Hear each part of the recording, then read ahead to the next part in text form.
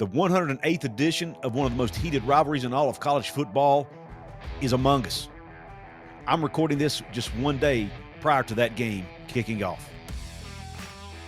But what will this West Virginia team coming off a bad loss, what must happen in order for them to have a chance to win this football game? That's what we're talking about in today's episode of Couz's Corner.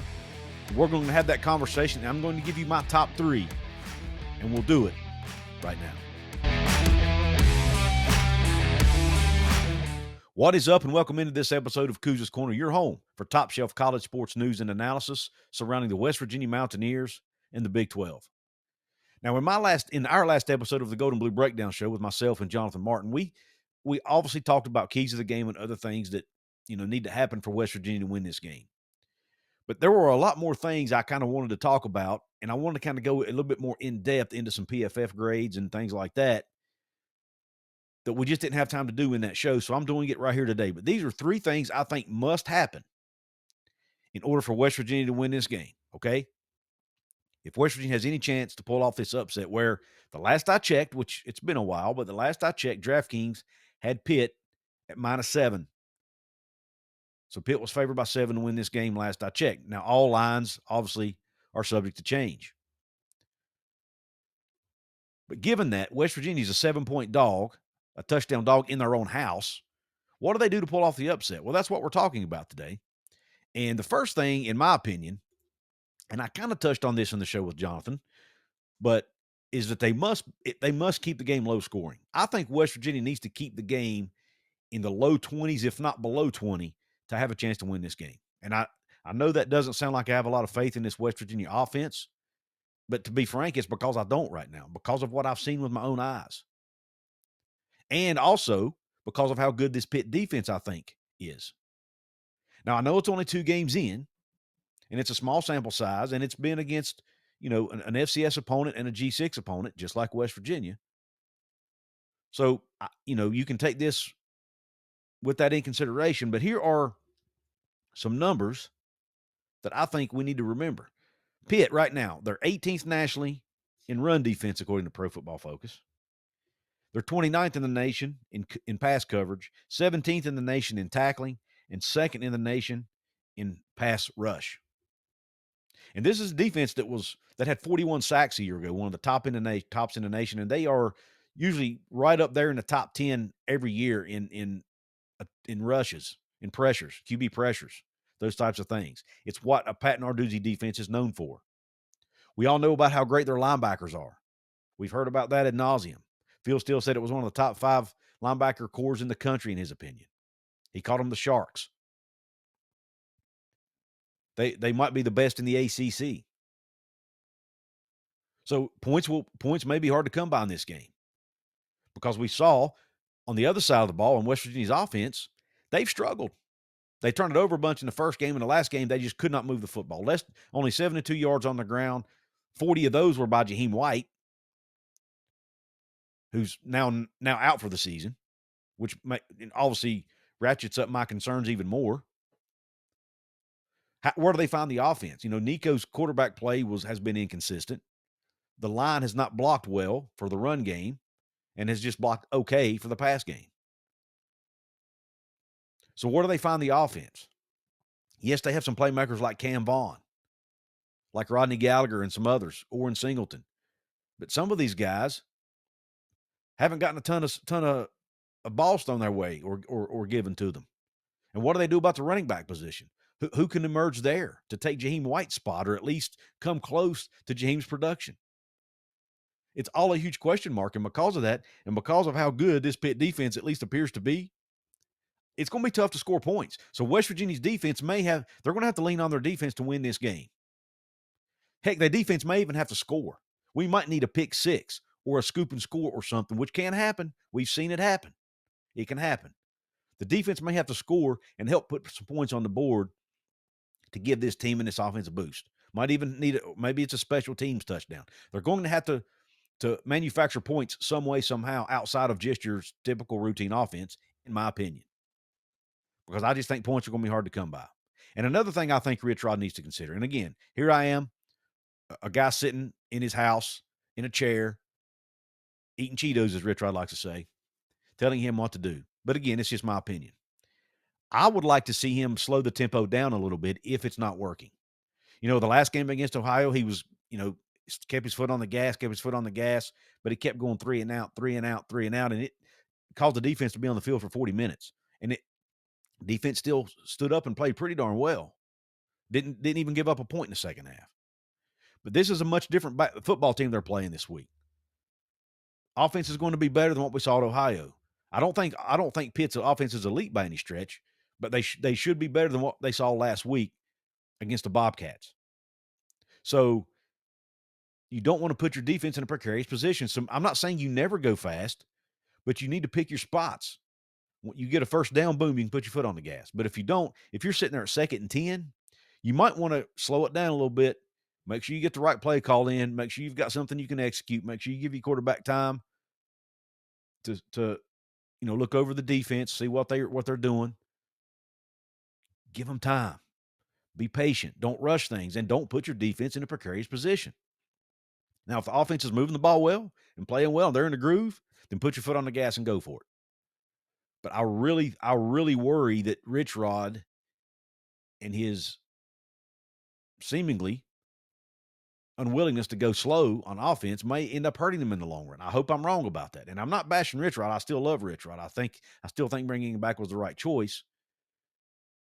But he's got to get the right playmakers on offense to make that offense work. And right now, I'm just not sure they're there, especially with Jaheim out. So, but let me know what you think in the comments about, do you think West Virginia needs to keep this a low-scoring game? Because I personally do. I harken back to the 17-6 game a couple years ago. Remember when Garrett Green got hurt? So Coach Brown slowed the offense down, pounded the rock, just tried to bleed clock. I think something like that is what may be needed in this game too. Heck, it might be needed the rest of the season if the offense is not able to improve, which they will improve, but you see what I'm saying. If their offense doesn't reach the level of success they need to reach to win Big 12 football games or Power 4 football games in this case, then maybe you can employ that. But I know that's not Rich Rod's MO. I know that's not what he likes to do, but we'll see what he does in this game. All right.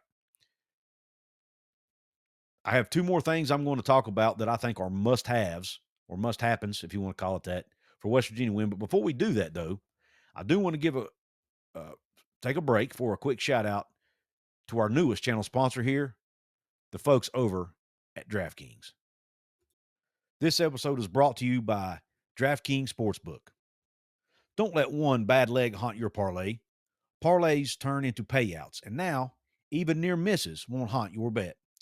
The NFL season is here, and college football is now in full swing, and DraftKings Sportsbook, an official sports betting partner of the NFL, is rewriting the rules with Ghost Leg, a new game-changing promotion that turns close calls into cold, hard cash. Best of all, it's available to all DraftKings customers. Download the DraftKings Sportsbook app and use code Couz, that's code Couz, C-O-U-Z, to unlock Ghost Leg, the promotion that makes one bad leg disappear and pays you out in real cash. Ghost your losses. Get your payout in partnership with DraftKings Sportsbook. The crown is yours. If you have a gambling problem, call 1-800-GAMBLER. In New York, call 877-8-HOPE-NY or text HOPE-NY 467-369. In Connecticut, help is available for problem gambling. Call 888-789-7777 or visit ccpg.org. Please play responsibly. On behalf of Boot Hill Casino and Resort in Kansas. Fees may apply in Illinois. 21 plus age and eligibility varies by jurisdiction. Void in Ontario. Opt in for single-use token. Minimum 3+ legs and minus 500 odds per leg.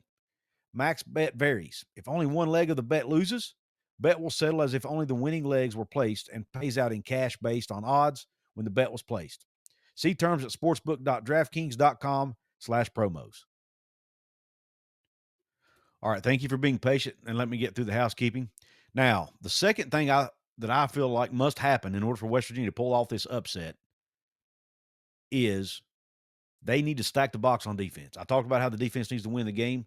In my opinion, they need to make Eli Holstein beat them. It's not that Eli Holstein's bad. He's a pretty darn good quarterback. We saw that a year ago. But I think this West Virginia defense is much better than the one a year ago. I mean, heck, so far the numbers have bared that out, and we've seen it with the eye test, right? Now, here are some numbers to keep in mind. Pitt right now is number 62 in the country in pass blocking grade. Now, that's about middle of the pack. Okay, there's 134 FBS teams. It's right around little better than middle of the pack. It's in the upper 50 percentile, right? But it's not great. If there is one weakness on that offense, it's pass blocking. Now, haven't been terrible at it, but it is an area where they have struggled at least a little bit and been somewhat inconsistent. So can you get pressure on Eli Holstein and force him to make some mistakes? Now, he's done pretty well against the blitz this year. As you know, I think it was guys that Brad over at Three Guys before the game talked about. He's done well against the blitz. But but has he seen the type of blitz that West Virginia can bring from all different angles, all different positions? Guys like Fred Perry coming at you. Maybe Jamoy Robinson's able to play in this game. Does he come at you? Maybe you get a good pressure up the middle from Chase Wilson or Reed Carrico if they're healthy and able to play in this game. Which is, by the way, if they're not, this hill becomes even steeper to climb, no pun intended. But long story short, you need to put a lot of pressure on Eli Holstein, in my opinion, because he can pick you. Because if you let him stand back there and pick you apart, he will pick you apart. Okay, and he's not looking. Listen, he's not a bad scrambling quarterback, but it's not what he wants to do really. He's a bigger quarterback. He's not blazing fast. But we did see last year, if you don't bottle him up, he can make plays with his legs because he hurt West Virginia in that regard last year. And you've got to tackle well. But I think you need to make him beat you. Don't let Desmond Reed beat you. Don't let this running game beat you. You've got to tackle well in the run game, stack the box, try to make Eli Holstein beat you. And let's test that secondary. Right now, they've not graded out super great. They're decent, but not great. But so far, they're doing better than last year's secondary. How can they hold up and how well can they play against this Pitt defense? And can they get you a pick or two? I think they can. You get pressure on him, force him into some mistakes, let people like Michael Coach Jr. or Darian Lewis, as we saw last week, or some of these other defensive backs step up and make a play on the football. Now, I mentioned WVU's coverage. Right now, WVU is 82nd in the nation in coverage grade. It's not great. It's not great. However, Pitt is also not great in receiving. Right now, their receiving grade is 55th in the country. So the separation there, in my opinion, is not big enough to where I feel worried about Pitt's receiving attack or receiving core. I think West Virginia has a chance there in those one-on-one battles, okay? Pitt is 26th in the country in run blocking, and they're 29th in rushing, but they're only 74th in the country in passing grade right now, according to PFF, which, by the way, is only 12 spots better than where West Virginia sits. So their pass blocking has not been near as good, like I mentioned earlier, as their run blocking. So that's an area where you may be able to exploit. Again, get pressure on Holstein, stack the box, force him to throw the football. That's what I think you got to do there.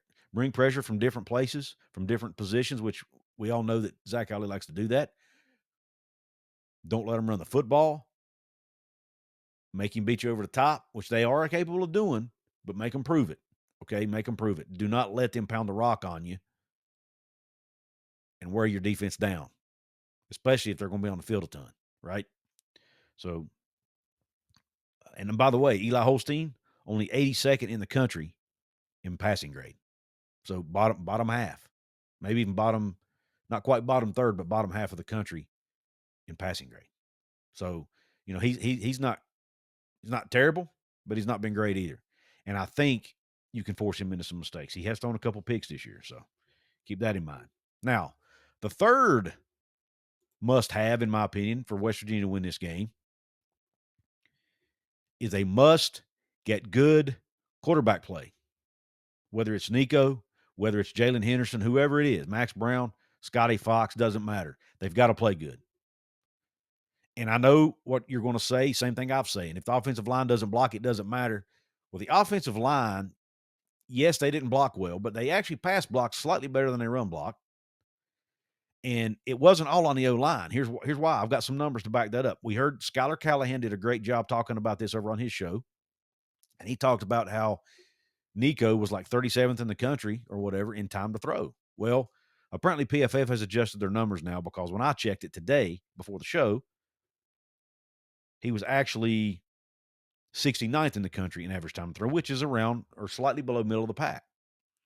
So he's, I think it was like 2.67 or 2.68 seconds, something like somewhere in that range that he has to throw the football, which is not great, but it's also not terrible.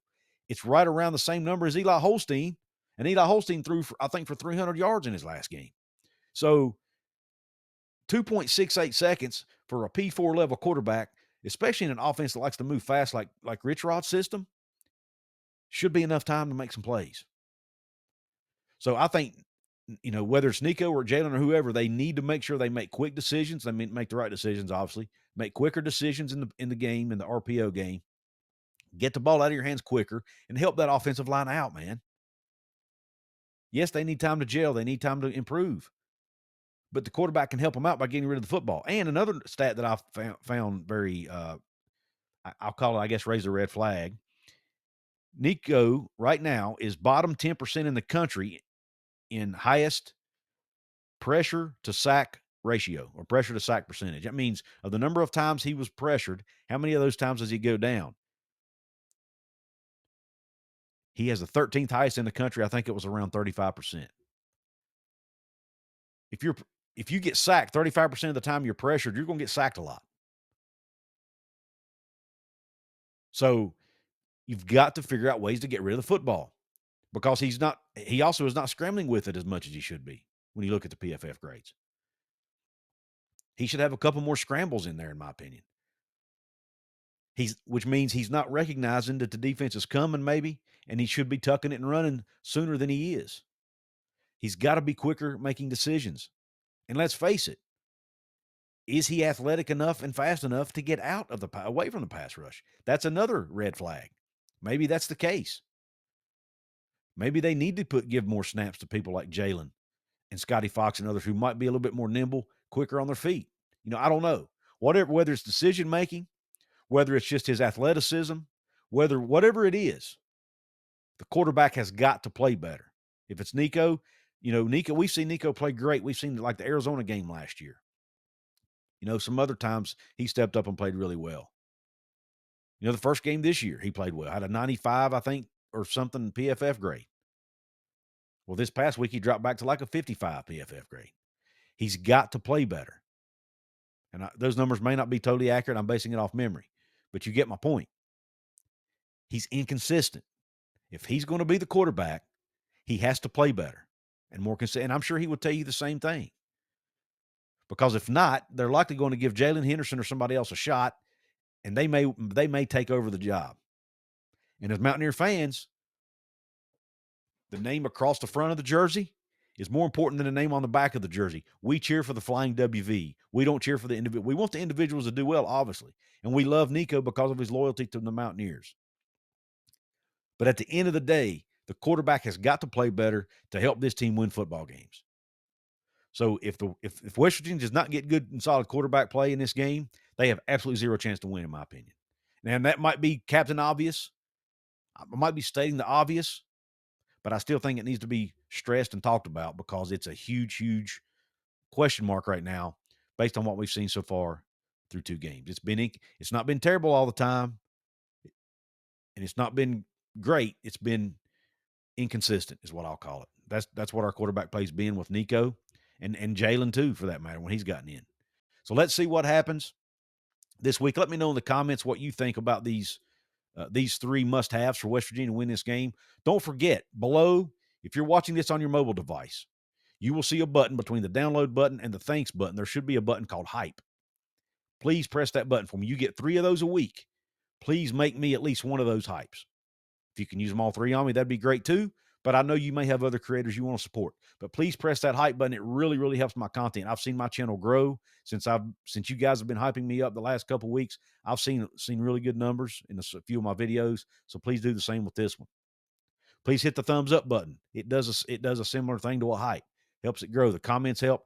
And you can subscribe. I'm getting closer. I'm now at 9,800, closer and closer to that 10,000 mark, which is a huge accomplishment for us YouTubers. Please help me get there. Obviously, you can become a paid VIP member like the folks below. Get access to some early videos, and you get random shout-outs, and you'll get the early accesses for those club level members, the $4.99 level members. But everyone gets access to high priority and comments and chats, and you get your random shout outs. But the ones of this episode are Shaq, Browns and Beers, Crispy0_0, Shannon Miller, and CEO of The Sofa. Thank you all for your support of the channel. And thank you for your support. Even if you're not able to support financially, I still appreciate you being here watching to the end. That's another thing that YouTube really puts an emphasis on, is watching videos to the end. So thank you for doing that. I appreciate you being here. Also, thanks to my other sponsor, Appalachia Digital, the folks who designed our website over at WV Sports Chat. Go to their website, AppalachiaDigital.com, and use /Couz. Let them know I sent you. They can design you a brand new site as well, or if you need to upgrade your current site, they can also help you with that. I appreciate you tuning in. Hope the rest of your day's top shelf, and Q Country Roads.